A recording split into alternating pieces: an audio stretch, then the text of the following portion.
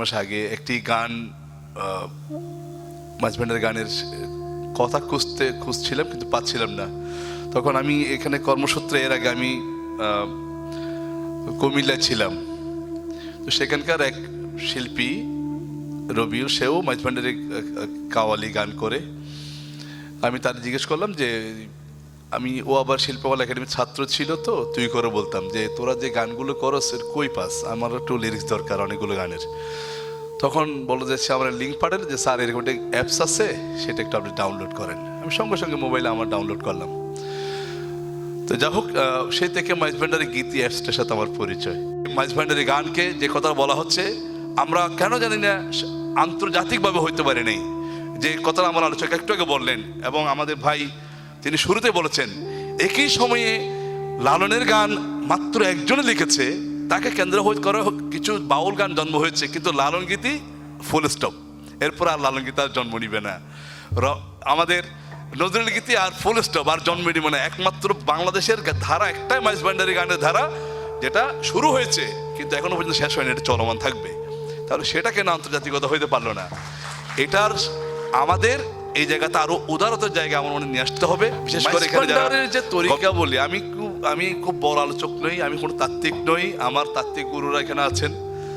But আমি যেটা উপলব্ধির জায়গা থেকে বলছি, সেটা হচ্ছে এটা যদি সুফি ঘরানার একটা বিষয়, সুফিবাদ বলি বা মাঝব্যান্ডারি আজকের যে তরিকায় বলি না কেন, এইটার মূলত হচ্ছে প্রেম, ভালোবাসা। আমি সহজভাবে বুঝি এটাই। তো প্রেমের ক্ষেত্রে কোনো বিধিনিষেধ থাকতে পারে না, ভালোবাসায় কোনো ব্যারিয়ার থাকতে পারে না। এই বিধি, এইভাবে ভালোবাসতে হবে, এই ফ্রেমে ভালোবাসা যাবে, এর বাইরে ভালোবাসা যাবে না। আমি এইভাবে বুঝি, আমি এইভাবে মাঝব্যান্ডারি গানকে ধারণ করতে চাই। সুধী, এবার সম্মানিত অতিথি আলোচক হিসেবে বক্তব্য রাখার জন্য অনুরোধ জানাবো জনাব সৈয়দ মোহাম্মদ আয়াজ মাহবুব, জেলা কালচারাল অফিসার, জেলা শিল্পকলা একাডেমি, চট্টগ্রাম। মাঝব্যান্ডারি গীতিমালা 2026 এর আজকের এই অ্যাপসের ৫ম বর্ষপূর্তি অনুষ্ঠানে সামনে উপবিষ্ট আজকের আয়োজনে সম্মানিত অতিথি, বিশিষ্ট গবেষক অধ্যাপক এমডি জাফর, সচিব শাহানশাহ হযরত সৈয়দ জিয়াউল হক মাঝব্যান্ডারি ট্রাস্ট, অনুষ্ঠানের সম্মানিত আলোচক এবং সম্মানিত অতিথি, চট্টগ্রাম বিশ্ববিদ্যালয় বাংলা বিভাগের সম্মানিত অধ্যাপক ডক্টর মোহাম্মদ শেখ সাদি, এবং একটু আগে যিনি আজকের এই মূল বিষয়ের উপরে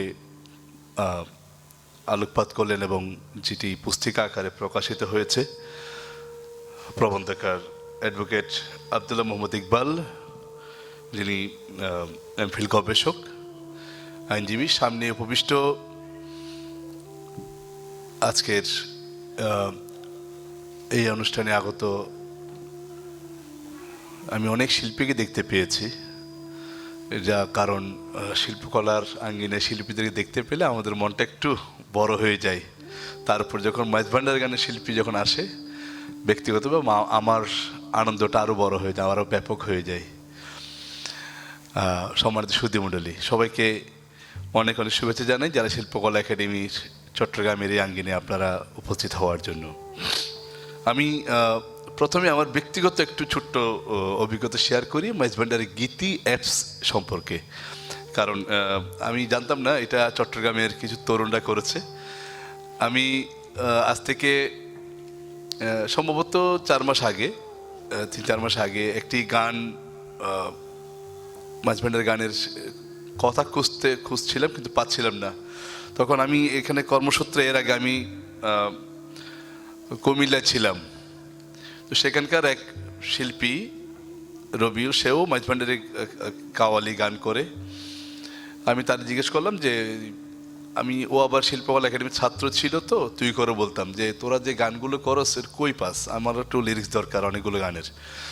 তখন বললো যে সে আমার লিঙ্ক পাঠালে যে স্যার এরকম একটা অ্যাপস আছে, সেটা একটু আপনি ডাউনলোড করেন। আমি সঙ্গে সঙ্গে মোবাইলে আমার ডাউনলোড করলাম। তো যাই হোক, সেই থেকে মাঝব্যান্ডারি গীতি অ্যাপসটার সাথে আমার পরিচয়। যারা এই অ্যাপসের সাথে সংশ্লিষ্ট টেকনিশিয়ানরা আছেন এবং উদ্যোক্তারা, আমি আন্তরিক কৃতজ্ঞতা জানাই তাদেরকে। এইরকম একটা উদ্যোগের জন্য। দ্বিতীয়ত আমার জন্মসূত্রেই আমার বাড়ি মাঝভান্ডারের খুবই কাছে, একই ইউনিয়নে, যে কারণে একদম বলতে পারেন জন্ম থেকে আমরা এই গানের সাথে মূলত পরিচিত। তো সে কারণে হয়তো আমরা কখনো এই কি বলে আমরা আমাদের জীবনের সাথে যেভাবে চলা, জীবনের 8-10টা বিষয় যেভাবে আমরা আত্মস্থ করে আমরা হয়তো কোনো কারণে আমাদের রক্তের সাথে আমাদের জীবন চলার সাথে এই সম্পর্কটা আমাদের আত্মিকতাটা জন্ম হয়ে গেছে, যে কারণে আমি কিছুটা একটু বেরিয়ে আসতে চাই ওই জায়গা থেকে, যেটা আমার জন্মান্তরের সাথে মিশে গেছে। সেখানে আমি সেই তথাকথিত, যেমন একটু আগে আমার ভাই আলোচনার প্রেক্ষিতে বলছিলেন, ধর্মীয় বাধা নিষেধ বিধি, এই যে শব্দগুলোর মধ্যে না আমি ব্যক্তিগতভাবে আটকে থাকতে চাই না। এবং আমার বিশ্বাস আমার মতো যারা সেই জন্ম থেকে মাঝভান্ডারে যায় বা মাঝভান্ডারের সাথে পরিচিত, এই যে আমার এখানে বয়োজ্যেষ্ঠরা আছেন, বিশেষ করে আমার সামনে জাফর মামারা আছেন, এরকম সালে বাইরে আছেন, আমি ব্যক্তিগতভাবে যাদেরকে চিনি, ছোটোবেলা থেকে যাদের গান শুনে শুনে আমরা বড় হয়েছি, আবু সালে কাওয়াল আছেন, এরা আরও অনেকে আছেন, অনেকে আমি হয়তো দেখতে পাচ্ছি না। এই যে বিষয়গুলো এখানে আমি একটু অন্যভাবে দেখি, সেটা হলো মাইজভান্ডারের যে তরিকা বলি, আমি খুব বড় আলোচক নই, আমি কোনো তাত্ত্বিক নই, আমার তাত্ত্বিক গুরুরা এখানে আছেন, বাট আমি যেটা উপলব্ধির জায়গা থেকে বলছি সেটা হচ্ছে, এটা যদি সুফি ঘরানার একটা বিষয়, সুফিবাদ বলি বা মাইজভান্ডারের আজকের যে তরিকায় বলি না কেন, এইটার মূলত হচ্ছে প্রেম, ভালোবাসা। আমি সহজভাবে বুঝি এটাই। তো প্রেমের ক্ষেত্রে কোনো বিধিনিষেধ থাকতে পারে না, ভালোবাসায় কোনো ব্যারিয়ার থাকতে পারে না। এই বিধি এইভাবে ভালোবাসতে হবে, এই ফ্রেমে ভালোবাসা যাবে, এর বাইরে ভালোবাসা যাবে না। আমি এইভাবে বুঝি, আমি এইভাবে মাঝভান্ডারের গানকে ধারণ করতে চাই। সেটা যদি হয়, আমি কথাটা কেন বললাম, আমি আজকে আলোচনা যখন আমরা চা খাচ্ছিলাম আমার অফিসে সৌভাগ্যক্রমে, সেখানে কেউ একটা বিষয় আমি উপলব্ধি করছিলাম। আমি আজ থেকে বছর খানেক আগে আমাদের সাবেক মহাপরিচালক ডক্টর জামিল আহমেদ আসছিলেন এর একটা গবেষণার কাজে, তাকে নিয়ে স্যারকে নিয়ে আমি মাঝভান্ডারে গিয়েছিলাম। সেটাখানে গিয়ে আমি কয়েকটা জিনিস একটু ভাবছিলাম, এটা আপনারাও দেখলে বুঝবেন। কোনো কারণে আমাদের চর্চার এই জায়গাটা বিভিন্নভাবে কোনো কারণে কেন জানি মনে হচ্ছে একটু সীমিত হয়ে যাচ্ছে। একই সেমা মাহফিল বলি বা একই মাঝভান্ডারের গানের আসর এক এক মঞ্জিলে দেখা যাচ্ছে, কারণে মঞ্জিলের নানা রকম রিচুয়ালিটি বা আমাদের পরিচালনার কারণে আমাদের স্টাইলটা কেন জানি ক্ষুদ্র, কিন্তু আমার দৃষ্টি সেটা অনেক পার্থক্য হয়ে যাচ্ছে এক একভাবে। কেন জানি আমি যখন ছোটোবেলা ছিলাম, আপনারা এখানে মামারা আছেন, তখন কিন্তু মাঝভান্ডার শাহী দরবারের যে মাঠটা, সেখানে কিন্তু আমরা ওই যে বাঁশের বেড়া দিয়ে ক্যাম্প করা হইতো। তো ছোটোবেলা থেকে দেখতাম, আমার চাচা ছিলেন সৈয়দ নিজামুদ্দিন মন্টু, আপনারা যারা মাঝভান্ডারের গান করেন অনেকে জানেন। তো উনি কাওয়ালি করতেন, আমার চাচা ওই হিরো চাচা বা মানিক চাচা তারা দোহারি থাকতেন। তারপরে আমার যেটা অনেকে চিনেন আপনারা, সৈয়দ শাহ আলম নানিপুরি, উনি মাঝখানে বসতেন, আর আমরা ঢোল করতাল ছোটরা যে যেটা পারি নিয়ে পারিবারিক আবহ আমরা কিন্তু বাজাতাম। আমাদের কোনোদিন কোনো কি বলে কোনো যন্ত্রে আমরা কখনো বাইরে থেকে আনি নাই, এটা ঘরের মধ্যে চর্চার জায়গাটা ছিল। তখন দেখতাম যে কাওয়ালি যখন শুরু হয়েছে, সবাই নারী পুরুষ নির্বিশেষে এক ধ্যানে এক মনে গান গাইছে, একসাথে নাচছে, ইত্যাদি ইত্যাদি অনেক রকমের। বাবারে, আমি যেটা বুঝি, কাবা শরীফের যখন দেওয়ালের ভিতর যখন ঢুকে গেছি, কোনটা পুরুষের কাতার কোনটা মেয়ের কাতার আমি তো জীবনে ভাগ করতে পারি নাই। আমার দরবারে আমি কখনো এই জিনিসটা আমি কখনো চিন্তা করিনি ছোটবেলা থেকে। আমি সেই মাঝভান্ডারকে দেখে বড় হয়েছি। আমি জানি না কথাটা অনেকে কে কিভাবে নিবে। এটা ভালোবাসার জায়গা, এটা অন্তরের জায়গা।